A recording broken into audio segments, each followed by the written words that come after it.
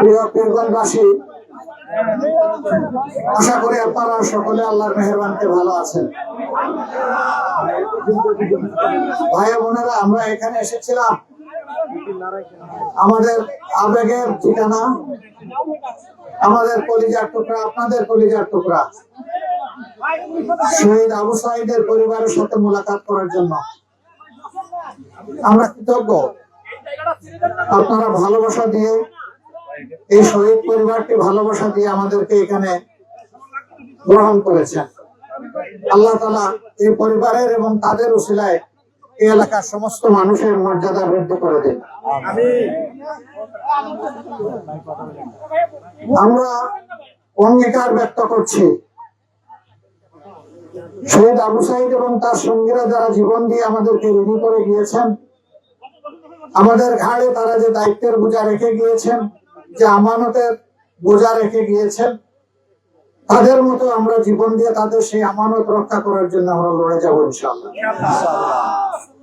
তাদের যে আকাঙ্ক্ষা, যে প্রত্যাশা ছিল একটি দুর্নীতি মুক্ত, সন্ত্রাস মুক্ত, ফেসিবাদ মুক্ত, দুঃশাসন মুক্ত, আধিপত্যবাদ মুক্ত একটি মানবিক বাংলাদেশ গড়ার, যে বাংলাদেশে সকল ধর্ম বর্ণের মানুষ মিলেমিশে শান্তিতে বসবাস করবে এবং যার যার যোগ্যতা অনুযায়ী, দক্ষতা অনুযায়ী জাতি গঠনে, উন্নয়নে অবদান রাখবে, এখানে কোনো ধরনের বৈষম্য হবে না। এর জন্য তারা রাস্তায় নেমে স্লোগান দিয়েছিল, উই ওয়ান্ট জাস্টিস। আমরা চাই ন্যায় বিচার, আমরা সেই ন্যায় বিচার প্রতিষ্ঠায় প্রতিজ্ঞাবদ্ধ। আল্লাহ আমাদের এই কমিটমেন্ট পূরণ করার তৌফিক দান করুন। আমরা তাদের স্বপ্ন বাস্তবায়নে কাজ করে যাব ইনশাআল্লাহ। আমাদের নিজস্ব কোনো এজেন্ডা নাই। আপনারা দেখেছেন 5 আগস্টের পর থেকে 24 সালের এ পর্যন্ত আমরা কোনো চাঁদাবাজি করি নাই, আমরা কোনো দখলদারি করি নাই, আমরা কোনো দুর্নীতি করি নাই, আমরা মামলা দিয়ে মানুষকে হয়রানি করি নাই, আমরা কারো উপর ব্যক্তিগতভাবে প্রতিশোধ নেই নাই। বরঞ্চ আমরা চেয়েছি একটি শান্তির বাংলাদেশ গঠন করার জন্য জাতিকে ঐক্যবদ্ধ করতে। আমরা আমাদের জাতিকে বিভক্ত করতে দেব না।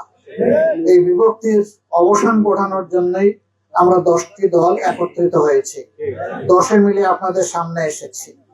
আমরা বাংলাদেশের 300 আসনে পারস্পরিক সমঝোতার ভিত্তিতে বিভিন্ন দল থেকে আমরা প্রার্থী দিয়েছি। এখানে আমার সাথে কিছু প্রার্থী আছেন। বিশেষ করে এই আসনে 10 দলের পক্ষ থেকে যাকে দেওয়া হয়েছে, একজন মুফাসসিরে কোরআন, বিশিষ্ট আলেমে দ্বীন, সারা বাংলাদেশের মানুষ যাকে মহব্বত করে, যাকে চিনে, সেই রকম একটা কণ্ঠ, একটা ব্যক্তিত্ব আপনাদের এই এক সন্তান আপনাদের কাছে আমরা দিয়েছি। আমরা আশা করি আপনারা তার পাশে থাকবেন।